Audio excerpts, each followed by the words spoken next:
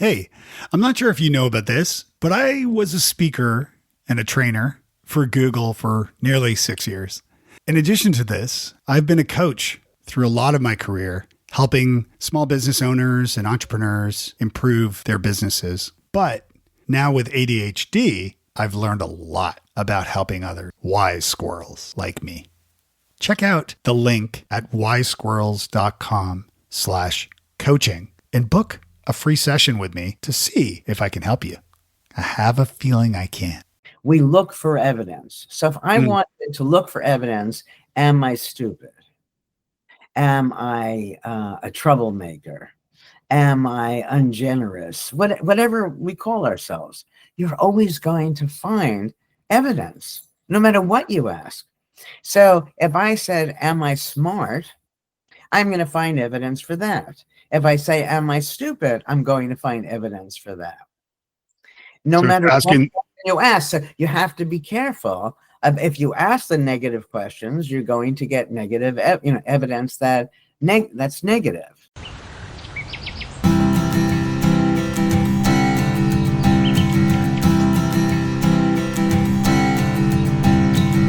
Welcome to Wise Squirrels, the podcast for late diagnosed adults with ADHD.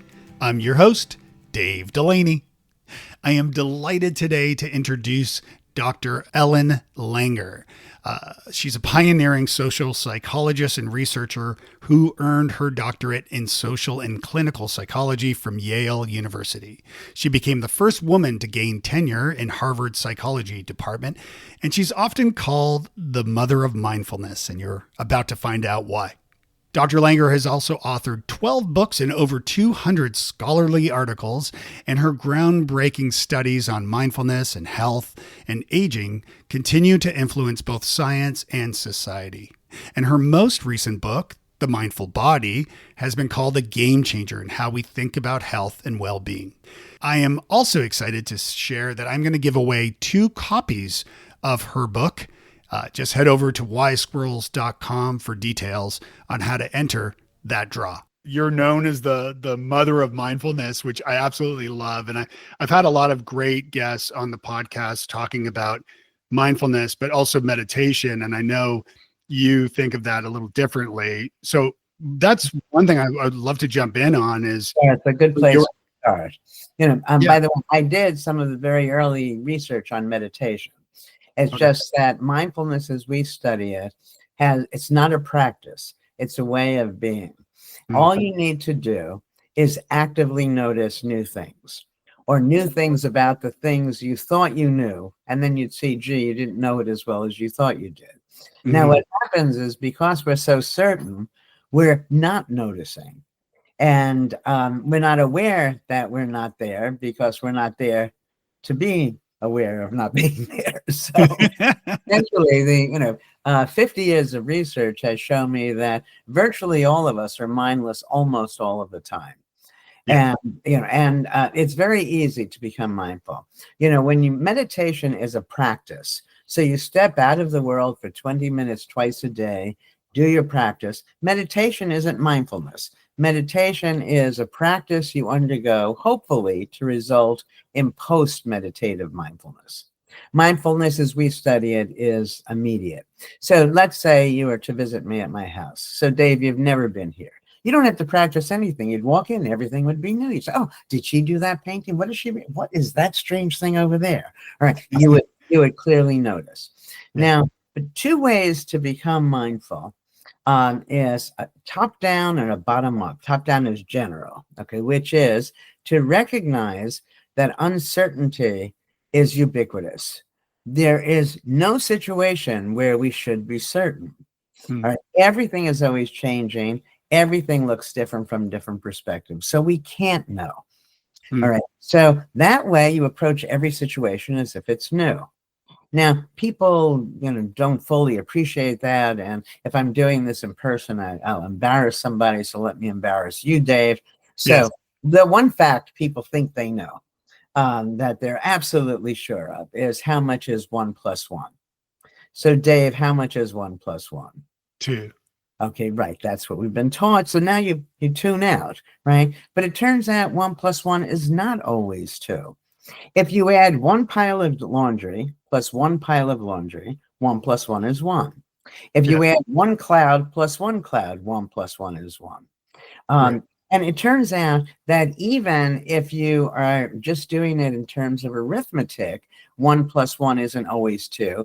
1 plus 1 is 2 if you're using a base 10 number system. If you're using a base 2 number system, 1 plus 1 is written as 10. So just think about it. If next time somebody asks you, how much is 1 plus 1, you can say 2, 1, 10. Yeah. You know, The answer is it depends, I guess. and when you're mindful, you have choices. When you're mindless, you have no choice. And it makes you no different from a robot. And so if you ask yourself a simple question, are robots happy? No, so you can't be happy unless you're mindful. So that's top down. Bottom up, start with the small things and go outside and notice 3 new things. Now, you've walked outside your door every day for however long you're alive or have lived there. And so you're blind to almost everything that's there. So notice 3 new things. Notice 3 new things. 3 isn't magical. It could be 4 or 5, but at least 3 new things about the person you live with, the person you work with, the way your work might be done differently. Each time you do this, each time you notice new things about things you thought you knew, you realize, hey, I didn't know this as well as I thought I did. And you do that over and over again, and then you end up in the same place realizing we don't really know anything. And it's very exciting. I was at this horse event, and I remember I was an A+. I mean, the person everybody hated in class, an A+ student. When I'm at this horse event, and this man asked me, would I watch his horse for him because he wants to get his horse a hot dog? Hot dogs? What's he talking about? Horses don't eat meat, right? Because I knew this as well as 1 and 1 is 2. He comes back with the hot dog. I say, sure. He comes back with the hot dog. The horse ate it. And it was then I realized, wait a second, that I probably don't know anything, which to me was actually exciting because it opened up all sorts of possibilities. Now, lots of this comes from science. And in science, you do a study and you get a result. The result is only a probability, not an absolute. So if you were to test horses and say, well, how big are these horses? When was the last time they ate? How much meat are we mixing with? All of these things are not listed. But whatever choices are made there, you'd find that most of them didn't eat the meat. It's too much to say all of that. So it's shortened to horses don't eat meat. You see, and so our certainty leads us to be mindless. In fact, a cute way of understanding mindlessness is frequently in error, but rarely in doubt. All right. And so another thing about this, which is really important, is that whenever you're having fun, it's because you're mindful. This act of noticing the neurons are firing, and all of these decades of research has shown that it's literally and figuratively enlivening. Early studies, we make elderly people more mindful, active noticing, and they live longer. And again, if we just think about robots are programmed to do whatever they did before and just keep doing it over and over again, which is what we do when we're mindless. And of course, nobody would think robots are happy. Not yet, anyway. When they are happy, we will not. We'll definitely be unhappy. But I digress. Well, not necessarily. Well, this is contagious. No, but anyway, that's true. That's another discussion. So tell me, and you said a lot there, which is amazing. I think one thing that I find a quote that you said about language trapping us and how negative self-talk can become real, but in addition to that, there's a lot of talk about how, and I think, I don't remember the exact studies and things, and I should preface this by saying I'm not a doctor, nor do I play one on the internet. So but with ADHD as a child, it's said that you hear at least 20,000 more negative feedback by the time you're about 10 years old. And I certainly can attest to that. And most people I speak with also can, who have ADHD. So when you're told so many negative things as a child, you start to believe that. right? And this language starts to trap us because then we start, Yeah. and if you're undiagnosed with ADHD, then, you know, the You don't comorbidities that are have- strange yeah, bedfellows, yeah, like anxiety and depression. So yeah, tell me a yeah. little bit about how language traps us and how we Okay. could overcome some of that. There's so much that just packed in there. But Mm, the first thing, language traps us because it takes life that exists on a continuum, for instance. right. So you have you're good, you're a little better, you're better still. We attach numbers to that. You're an A student, a B student, a C student, and we act as if that's who we are, rather than realize the whole continuum could have been labeled differently. Mm, Let me give you. Gee, there's so much I want to tell you. The more similar you are to the person who named the thing, the easier it is to do well. The reverse of that, the more different you are. So let's use when I give talks, and I'll have somebody, I'll ask, is there somebody very tall? And usually there's somebody 6'5", a man, sure. and I'll ask him to come to the stage. And there we are next to each other. We look pretty silly. His hand is 3 inches larger than mine, okay? Yeah. And so I don't even have to say anything. We look ridiculous. And then I say, should we do anything physical the same way? Because it seems bizarre, right? I mean, Yeah. even if we were using the same, not at the same time, but the same toilet, it's the same height, one of us are not getting our biological needs met. Right. Okay, if he designed the game, this is how you hold the tennis racket, the hockey stick, the golf club. The more different I am from him, the more important it is for me to find my own way to do it. Mm-hmm. All right. Okay. So what happens is when people label things, we act as if those labels, in some sense, were almost handed down from the heavens, rather than they can be rearranged to better meet our own needs. The instructions people are given are based on, for example, that 6'5" person, not for a 5'3" female. Yeah.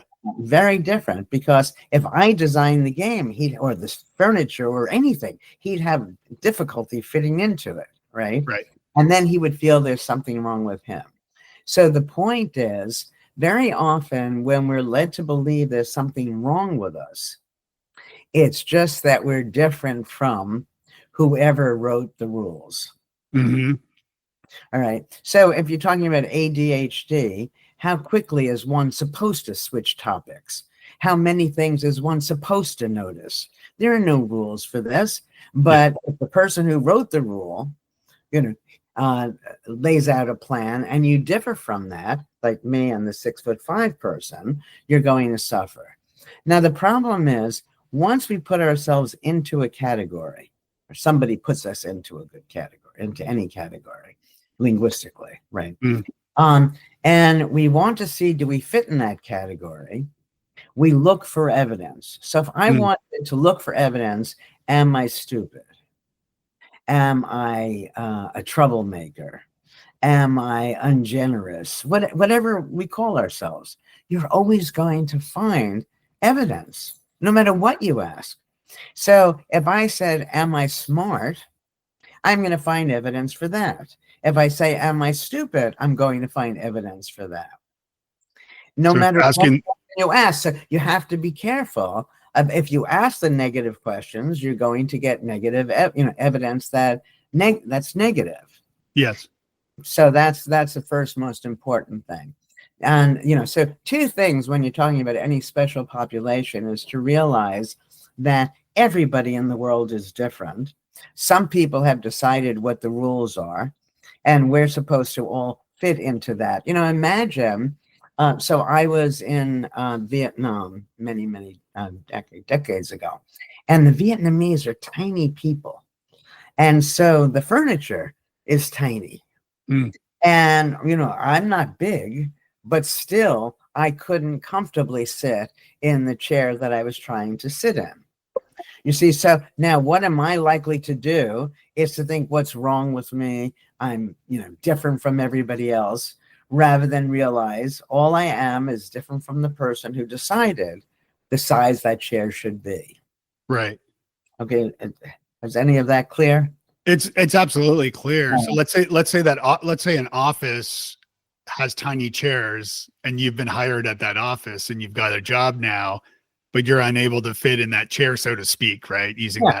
that example. Um, What I do mean, you do?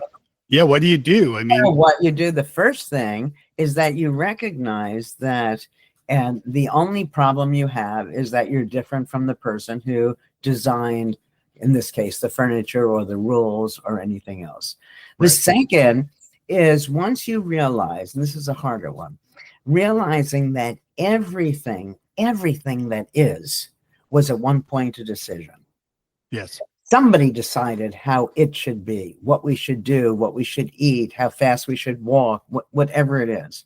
Right. And when you recognize that it was a decision made by other people, you should then realize that everything is mutable. Everything can be changed. So let's say it's the reverse, that you're very tiny and you're in an office where the chairs are very big. You can bring, something in to make the chair more comfortable for you, or bring in your own chair. Now, AKA accommodations. yeah. Without having the world point a finger at you, because there's nothing wrong with you. It's just that you're different from the person who was in charge way back when. Yeah. Yeah. It's very important, because too often people wear labels and are called names by others. And then what they do is they seek hypothesis confirming data. So, am I that thing you just called me? And again, if you ask yourself that question, you go on that journey, you're going to find evidence, and then you can't feel good about yourself. So, go on.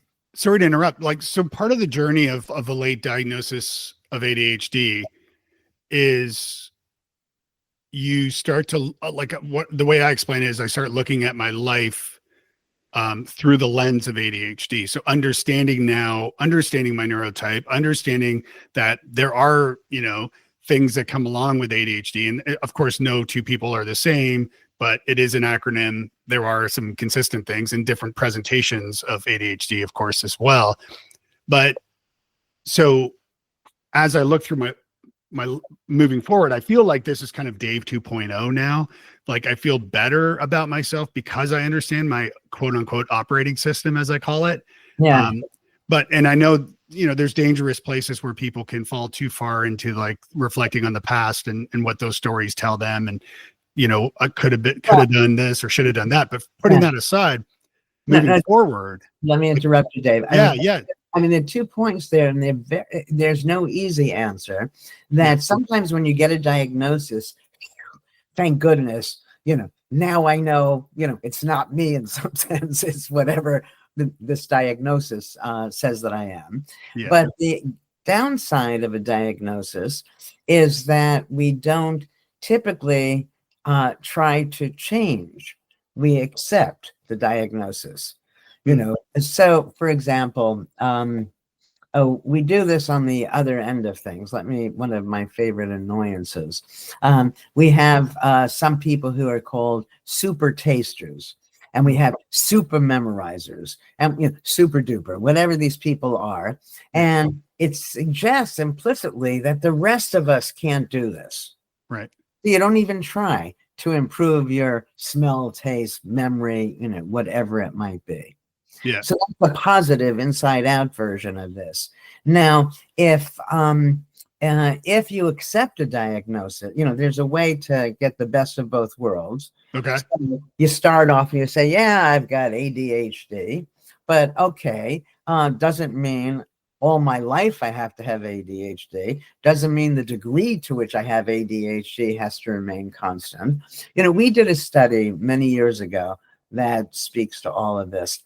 So, because a friend of mine had been diagnosed with ADHD, some fabulously successful woman, fabulously, before there were many women who were fabulously successful. I know, what is this? Because she had visited some psychiatrist friends. So she comes back, and I know nothing at that point about ADHD. So I look it up, and I say, wow, I have it too. In some way, anybody who's successful is going to have it, because it's good to be able to shift gears, to notice many different things, to not be stuck in a single place. But it's not presented that way to most of us. So then I started thinking about it some more, and I thought, people, when they try to pay attention to things, what they tend to do is think that you should hold the stimulus, that your target of your attention, still, and focus on it as if you're a camera. Mm. Okay, so Dave, look at your finger. Mm-hmm. Focus on your finger. Okay. So what will happen is your finger is going to move around a little bit. Yeah. Now, because you're not supposed to hold things still. So if instead of paying attention by holding things still, I told you, notice new things about your finger. Yeah. So notice new things about, it's a fat little finger, and what is that line? Oh, look at that nail, is awful. Yeah. Okay. So if part of the problem, the major part of the problem, is difficulty paying attention, my hypothesis was that's because people are doing the wrong thing when they're paying attention. They're trying to hold the stimulus still rather than mindfully notice things about it. So we took people who had ADHD. We took the elderly, because elderly is supposed to have difficulty paying attention, or at least this used to be the case. And we took Harvard students who are supposed to be perfect. Okay. In each case, we showed them things and we had them actively pay attention. So focus, concentrate, which is translated in most people's minds as hold what you're looking at still. Yeah. Versus notice new things about it, which is attend to it mindfully. And every group, the elderly, those labeled with ADHD, and even the Harvard students, were better at what they were doing. Interesting. Did you test those ADHDers beforehand because of the different presentations? Because it's not always like there's inattentive presentation, but there's also hyperfocus or hyperactive as well. So I know, yeah. No, I did this study way before the world was talking about, at that point it was ADD. It was sure. ADHD. Yeah. And so it was just to put out there in the world that maybe there's not a problem that's so hard to change, but rather people are just doing the wrong thing when they're trying to pay attention. Because you can imagine a kid in school, when you were in school, and the teacher coming, Dave, focus. Yeah. And what that means to you, I don't know what I'm supposed to do, but I'm looking at that thing and giving that hyper attention to it is not likely to be successful. Looking at it mindfully would be. Then things become more interesting to us. Yes. And you've always used that.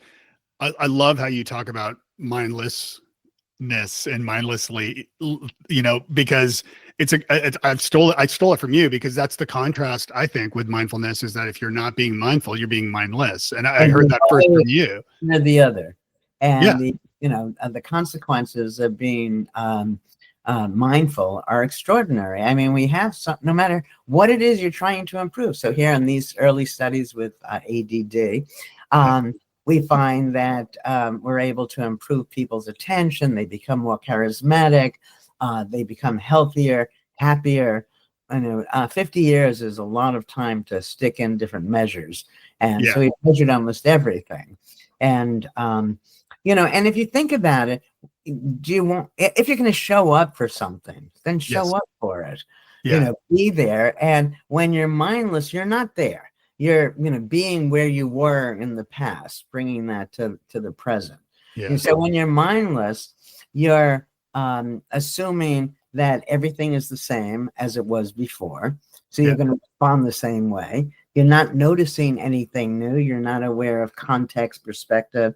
And when you're mindless, your behavior is governed by rules. And routines. Yes. When you're mindful, you could have rules and routines, but they guide what you're doing, which means that when they don't make sense, you don't do it anymore. You're driving and the rule is you stay on the right side, in America at least, not in London, but in the States, you stay on the right side of the double line. Okay, so now it's the winter. There is a big block of ice that you see in front of you. Yeah. There's nobody approaching. There's nobody behind you. I personally, I don't know what the law would say about this, but I think it's stupid. Yeah, sure. Mindless to just drive straight over the ice and risk whatever would happen that way. I would go around it. So the point is, when you're there, you can take advantage of opportunities to which you otherwise would be blind, and can avert the danger that has not yet arisen.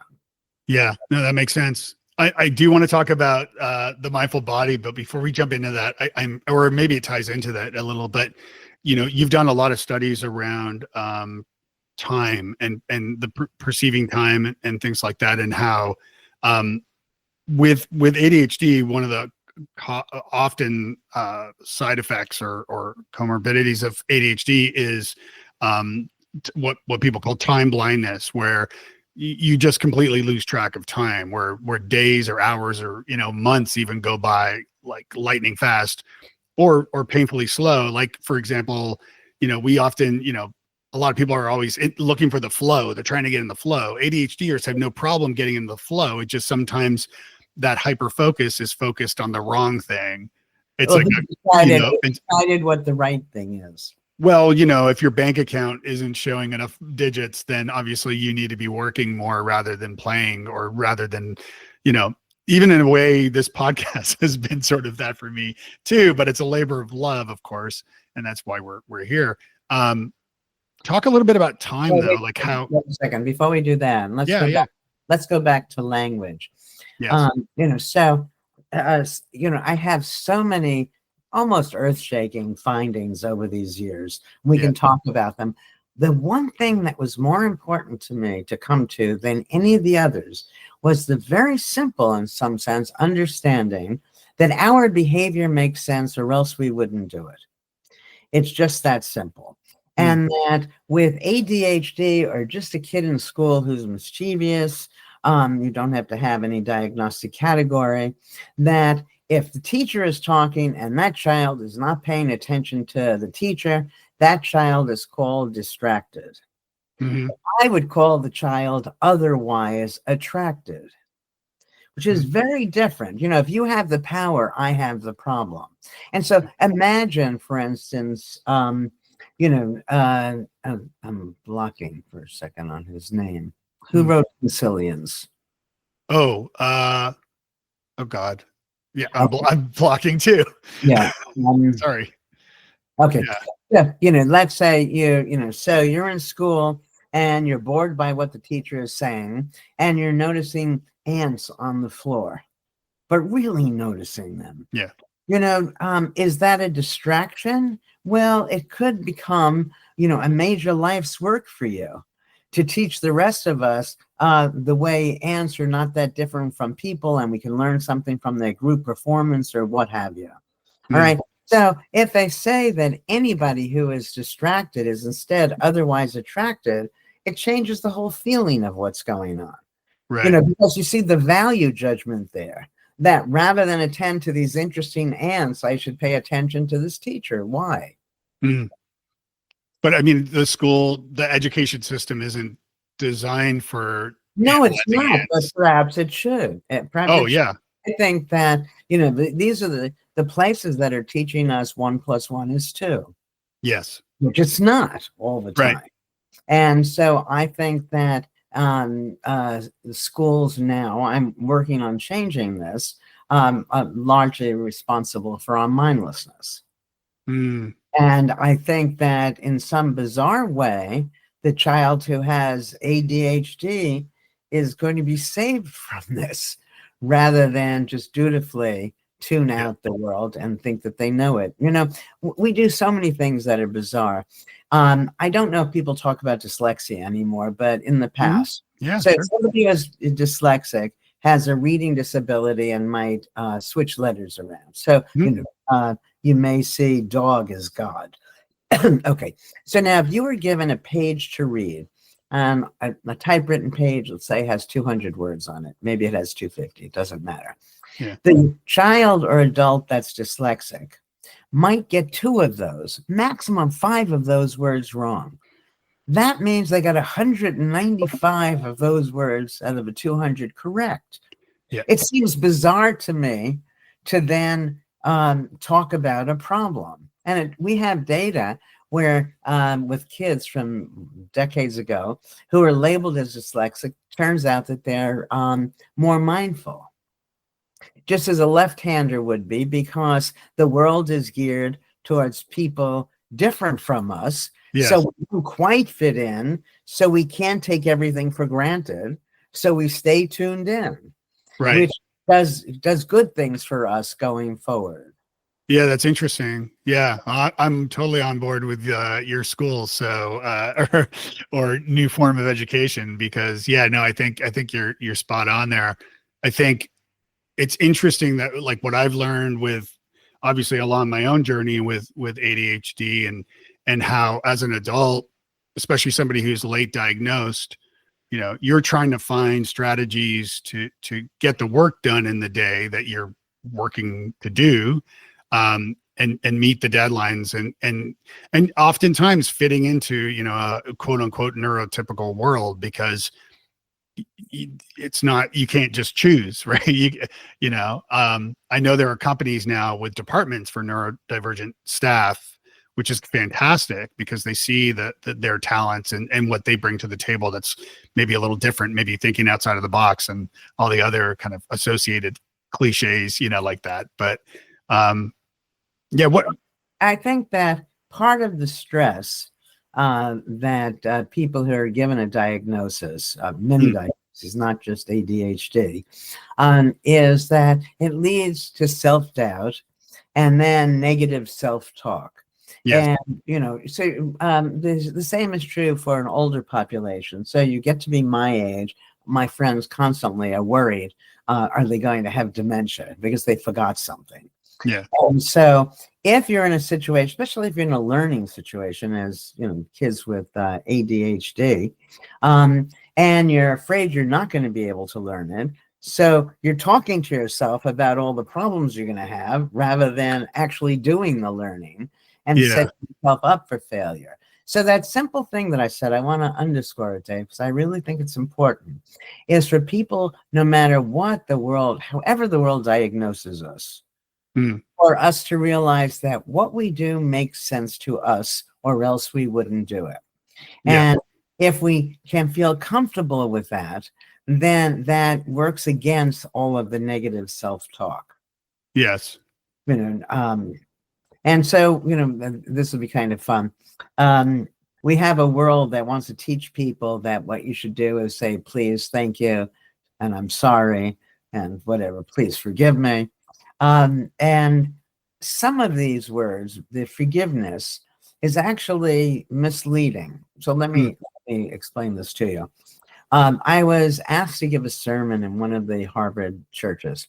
Now, I'm Jewish and I'm not religious at all, but I also tend to say yes to everything. So I say, sure. So now what am I going to talk about? I don't know anything about religion. And I start thinking about forgiveness. It's not religion, clearly, but I could get away with it. It sounds religious-y, right? Okay. Like, I do a deep dive in my head about forgiveness, and I come up with something that's almost sacrilegious. If you ask 10 people, is forgiveness good or bad? What are they going to tell you? They're going to tell you it's good. Good. Wonderful. Yeah. If you ask 10 people, is blame good or bad? What are they going to tell you? Bad. Bad. Blame is bad. But you don't blame, you can't forgive unless you first blame. So all of our forgiveness is because of our blame. We're blaming, right? Now, do you blame people for good things or bad things? You blame people for bad things, right?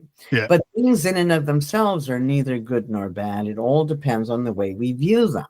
Right. So what do we have here? We have people who see the world negatively, who blame and then forgive, which seems to me hardly divine. Now, of course, if you blame, it's better to forgive than not. But there's a better than better way. I describe lots of these situations in the book, which is to understand that from that other person's perspective, they did what they did because it made sense. Yeah. And that, I don't want, so Dave, you and I become really close now. I don't want you to ever forgive me. I want you to understand me.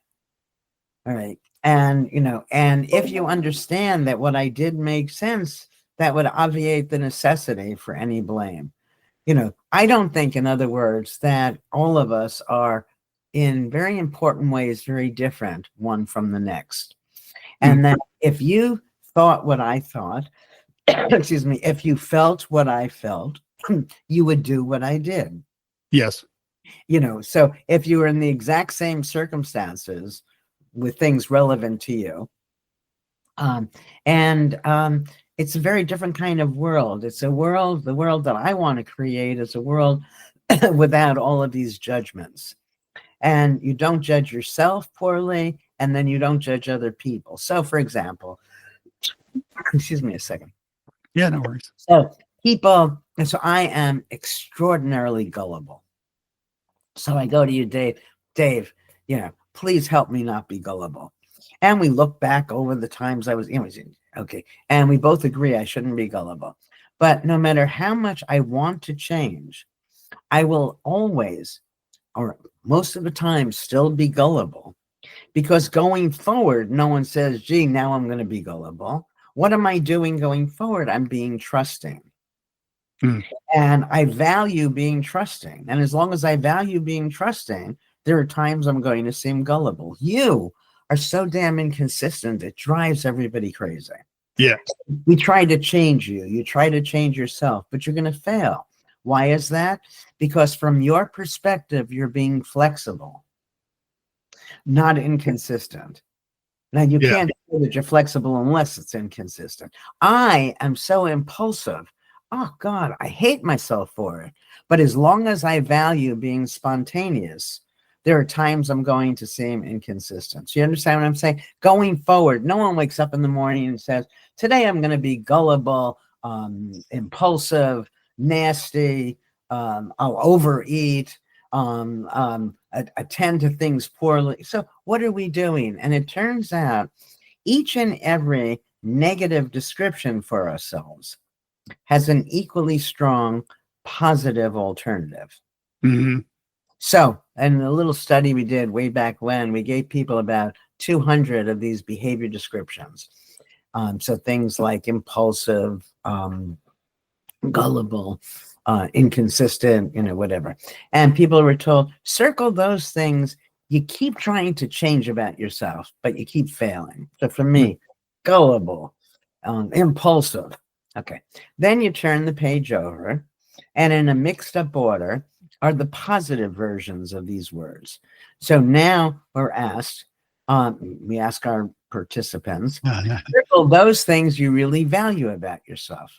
My being trusting and spontaneous. Yes. You see, if you want me to stop being spontaneous, impulsive, you have to get me to stop valuing being spontaneous. Want me to stop being gullible, you have to get me to stop valuing being trusting. I love that.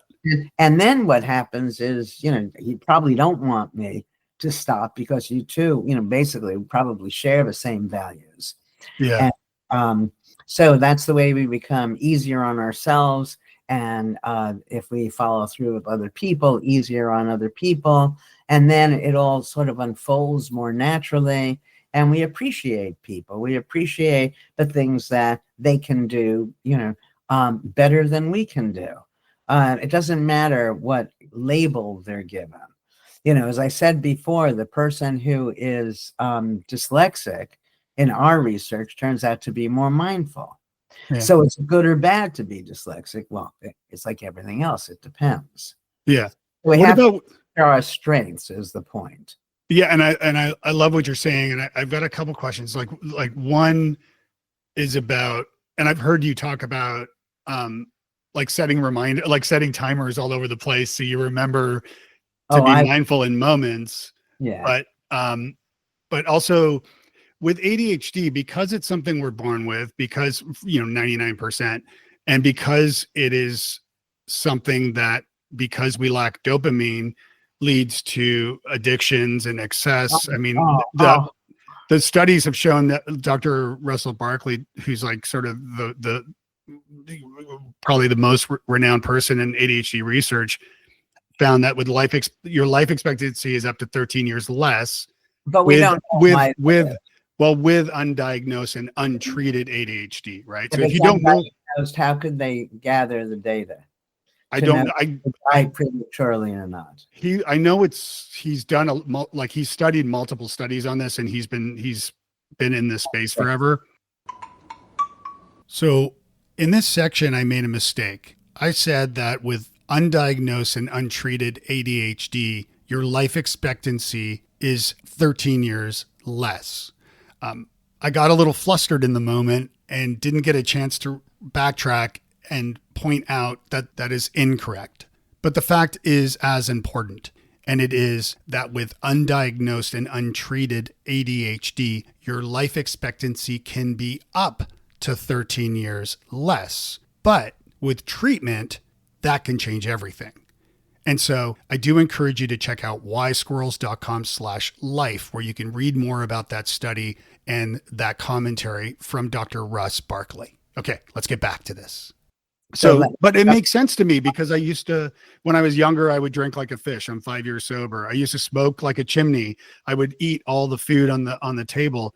I would talk too much. And so these things, these excessive things that are part of ADHD, not for, that are common, we're trying to produce dopamine that we lack. And thus we end up getting it in sometimes in the wrong ways as opposed to the right ways. Okay, so I come from a very different perspective. So in a very broad stroke, I disagree with almost everything you said. Okay. And I guess that means that I'm the pariah. I disagree with this large body of research. So let's go back to the mindful body so I can explain my general position, which is people are oblivious to, many people, to their implicit belief in mind-body dualism. Mm-hmm. Which you have a mind, you have a body. And so that's why you only go to the doctor for your body, and you're oblivious to how important your psychology is to your health, physical and mental. Now, the problem with mind-body dualism is, how do you get from this fuzzy thing called a thought to something real called the body? Mm-hmm. And, I've been talking about this since the 70s. Yeah. And the world has caught on some. Now people talk about mind-body connection. Connection doesn't get you any closer. How would they connect it? All right. So everybody knows your thoughts have a big impact on your body. You just have to walk down the street in the fall, and all of a sudden a leaf blows in your face and you're startled. Your blood pressure and pulse increase until you say, oh, it was just a leaf. Nothing happened. Okay, so or you see somebody regurgitate, and all of a sudden you feel like vomiting yourself. Or your pizza study. Yeah, I mean, it's, okay. So for me, this is many, many years ago. I say, oh, mind, body. Let's just put it all back together. If we make the mind and the body one, then wherever we're putting one, we're necessarily putting the other. So we have a host of studies all reported in the Mindful Body, where we put the mind in unusual places and then take the measurements from the body, and the results are amazing in some sense. The very first of these was the counterclockwise study. So in this study, what we did was retrofit a retreat to seem like it was 20 years earlier. I didn't have the money to make it quite a Hollywood set, but it was good enough. And then we were going to have elderly men live there as if they were their younger selves. So we're putting their minds back in time. Yes. So they spoke about past events as if it was just unfolding, right? And they watched movies that were old, but as if, these were new movies, and so on. Less than a week, what we found was, this is elderly men. Their vision improved, their hearing improved, their strength, their memory, and they look noticeably younger, all without any medical intervention. We have a host of these studies. I'll give you just, two more, and then we'll just. And you did on the BBC too. Yes. Yeah. The BBC said, let's see if we can put this in action. And so they took elderly people. But the problem with the BBC was, first of all, it wasn't a study, it was a demonstration, and it was wonderful. It was actually nominated for a BAFTA, but it couldn't be seen by people in the States. It could only be seen in Great Britain. So, and at some point, several people have wanted to replicate, do the BBC version here. Yeah. And I keep saying yes, I don't know what's holding it up. Anyway. Call Netflix, man. Yeah, well, Netflix has content, Yeah. It's a long story. These things seem to take forever. Yeah, sure. But we did another study on this mind-body unity where we took chambermaids. Now, you ask chambermaids how much exercise are they getting, and they say they're not getting any exercise because they think exercise is what you do after work. And after work, they just are tired. Okay, right. So now we take these chambermaids and we simply divide them into two groups. And we teach one of the two groups that their work is exercise. Making the bed is like working at this machine at the gym, so on and so forth. So now we have two groups. One realizes their work is exercise, the other doesn't. We take lots of measures before we start, lots of measures when we're finished. They're not eating any differently, either group. They're not working. One group isn't working harder than the other. Nevertheless, simply changing their mindsets and seeing their work as exercise, they lost weight. There was a change in waist to hip ratio, body mass index, and their blood pressure came down just by changing their mind. Now, let's go. We'll go to the last study, but there's so many and they're fun. People should read them. In this study, we inflict a wound, minor, just a little baby wound, right? Not individually, and people are in front of a clock. Unbeknownst to them, for a third of the people, the clock is going twice as fast as real time. For a third of them, it's going half as fast as real time. For a third of them, it's going real time. Well, people would think the damn wound is going to heal when the wound heals, right? No, yeah, sure. The wound healed based on clock time, perceived time. Yeah. All right. So going back to any diagnosis, that anything that is happening on any level, psychologically, physically, spiritually, globally, whatever. Yeah. In some sense, happening on every level. And that, which also then means that, again, going back to everything is mutable, so that your ADHD, somebody else's wound, somebody else's broken arm, somebody else's multiple sclerosis. These are big categories. You have MS. The assumption is that's it. It's not going to get better, but it can get better. Absolutely, yeah.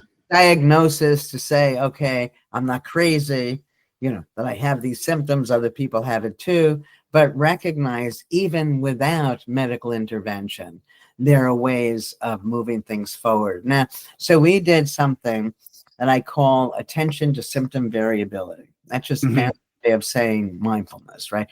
Variability is change. Noticing change means noticing differences. Okay, all the same thing.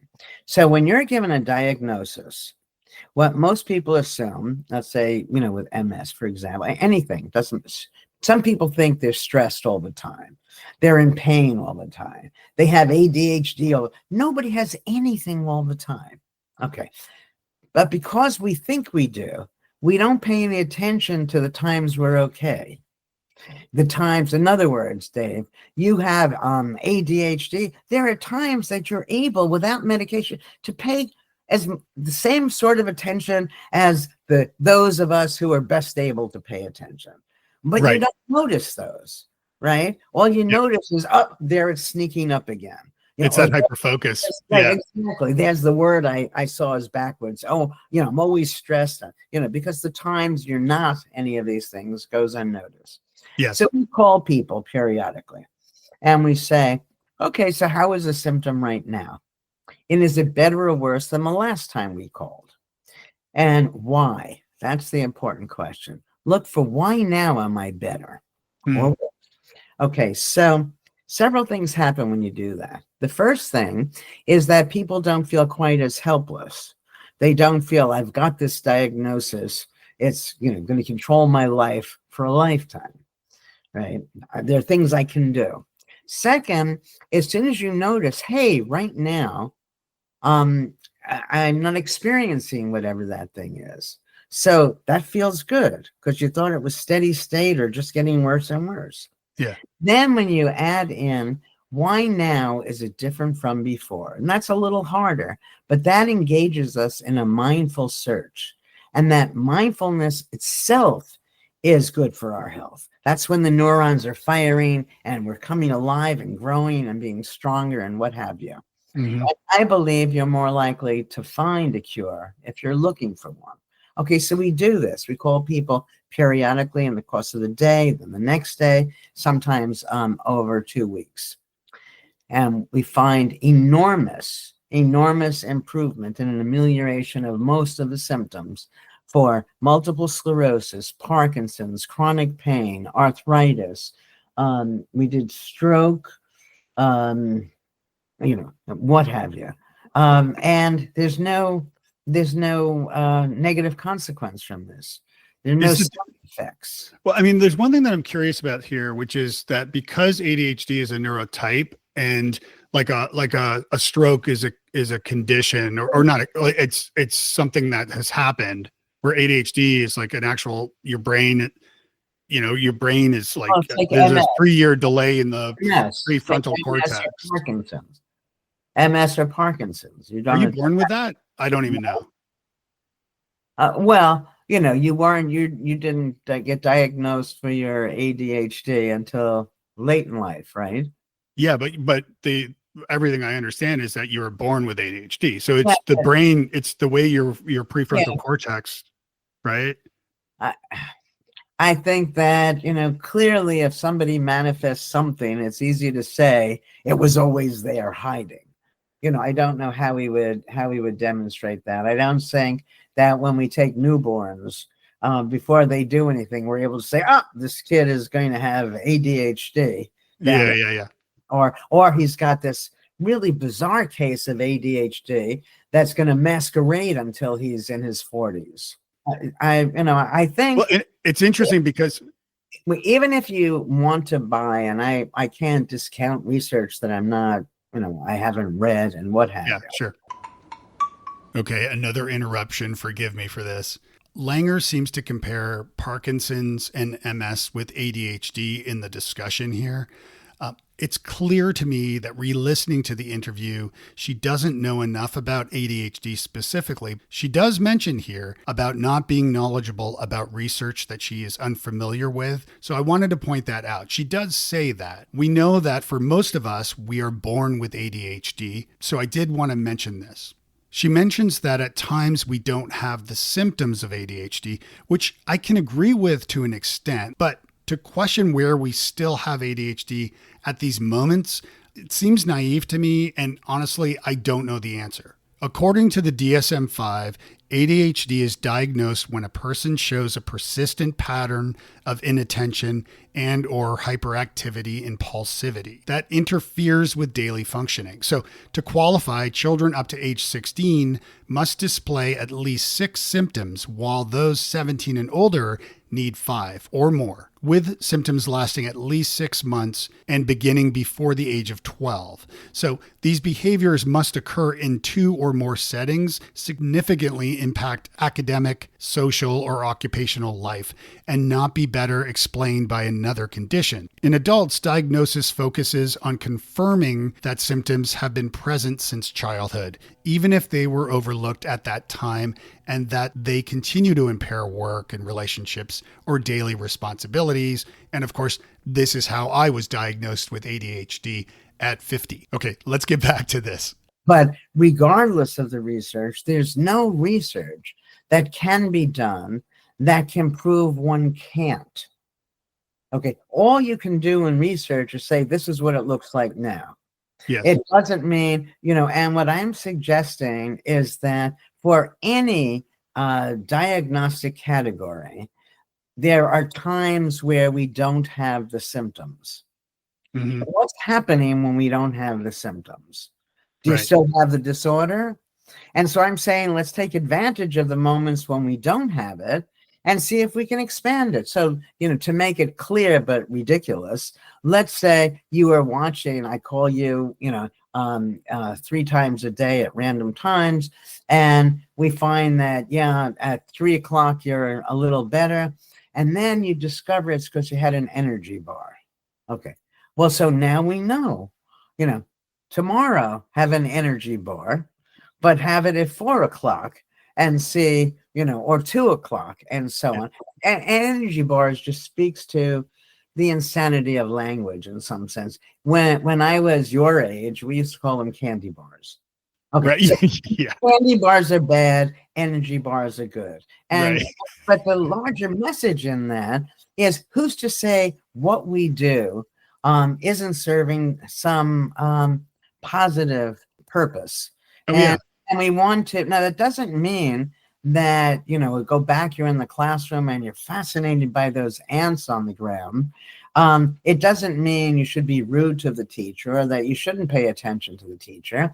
What it means is that don't take yourself to task for finding something else interesting. Yeah, absolutely.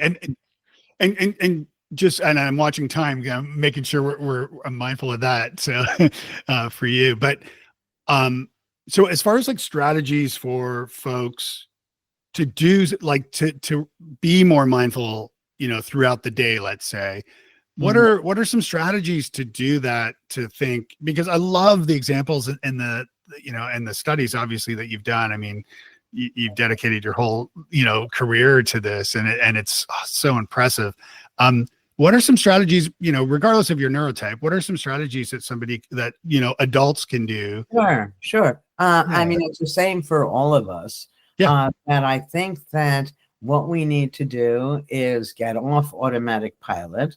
Stop being mindless. You can't tell yourself not to be mindless, because when you're mindless, you're not aware that you're being mindless. Yes. But you can actively notice and increase the number of new things. Notice the familiar about new things, so they're not scary, and notice new things about the things you think you know.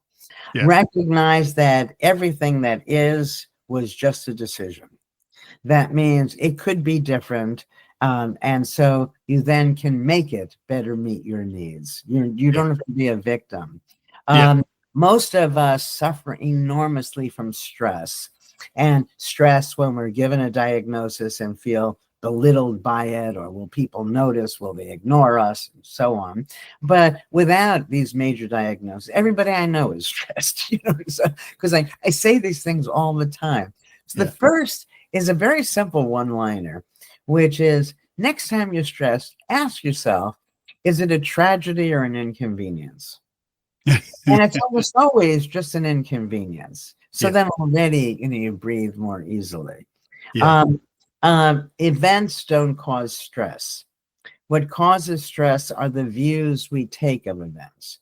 If we open it up and become more mindful and actually see the good thing here, you become less stressed. Okay, so you're stressed. Stress requires a belief that something's going to happen, and when it happens, it's going to be awful.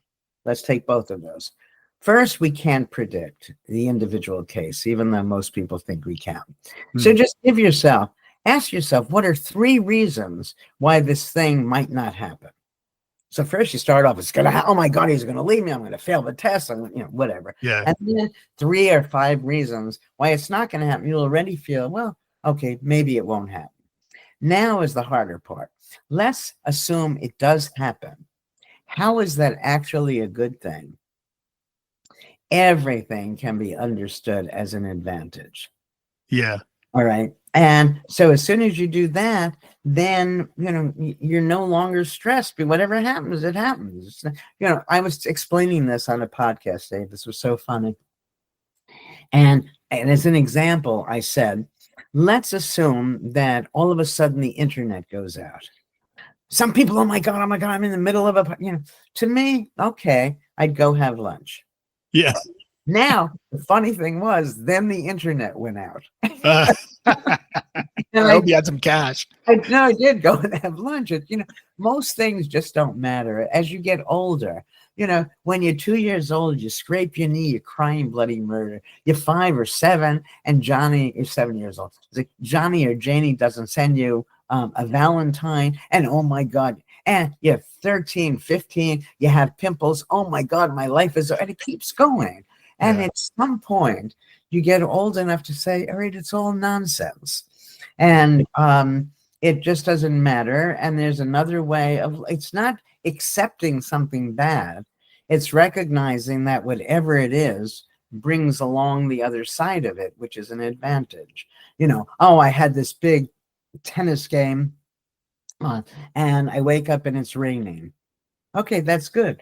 Yeah. That means I won't lose, today. But Yeah. people have to find the advantages that speak to them rather than that speak to me. So Yeah. the larger point of all of this is that we are able to change. We should be in some small way, at least changing all of the time. Sure. Whatever we experience, our thoughts determine our real experience of it. That somebody comes along and they impose some label. So for me, the label can be old. For you, the label is ADHD. You can arrange your life so you enjoy the good parts to that. I'm old. That means if when I seem to have forgotten something, maybe I never knew it, that I didn't forget. Okay, so there are always advantages, but not to take those labels too seriously, because no matter who we are or what we're doing, there are always ways we can change and grow, unless we're mindless. Yes. Yes. I love it. I love it. This has been so amazing. Where can folks find you and find your book, your new book, and all the other stuff that you're doing? Well, they can easily just put my name in Google, whatever they use. And my website is ellenlanger.com. I think it's ellenlanger.me, but either one will get you to the right place, and that will have my books listed. It'll have examples of my art. I started to list podcasts and things, and I haven't kept up with that. But they'll be able to find me, and I think that they'll enjoy the new book. It was written first as a memoir, so there are lots of sexy stories in it, and then it became more like the mindfulness book, full of easy to understand, but to my mind, exciting research. So I hope get a chance to read it. I'm excited. Yeah, I'm excited to get my hands on it for sure and dig in. So I really, really do thank you for your time and your insights here. It's been such a pleasure. I've enjoyed it. Thanks for listening today. Head over to wisesquirrels.com right now, and you can enter to win a copy of Ellen's great book, The Mindful Body. Thanks for tuning in to Wise Squirrels. Please make sure you follow the show so you never miss an episode. If you enjoyed the show, leave a review, please, and visit wisesquirrels.com/love for bonus content, audio comments that you can leave, membership information, free coaching, sponsorship details, booking information, and much more. Drop by wisesquirrels.com/love. Check out the link in the episode description below and explore now. Thanks again for listening.